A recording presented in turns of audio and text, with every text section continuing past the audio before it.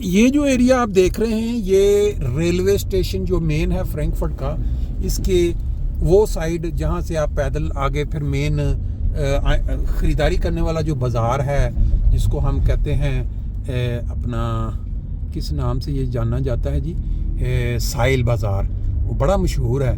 उस साइड पे अगर किसी ने जाना तो रेलवे स्टेशन से उतरने के बाद उसके सामने दो मेन सड़कें, काइजर स्ट्रीट है और एक मेरा ख्याल है उसका नाम मेरे ज़हन में, उस पर पैदल चलते हुए जिस एरिया से हम गुजरे वहाँ आगे चल जाएंगे, वो आ जाएगा एरिया जिसको हम कहते हैं यहाँ हाउप्ट वाक़े, यानी मेन जो कंट्रोल करने का एरिया। वाक़ई वही होता है कंट्रोल करना, देखना, जैसे किसी चीज़ को वॉच करना।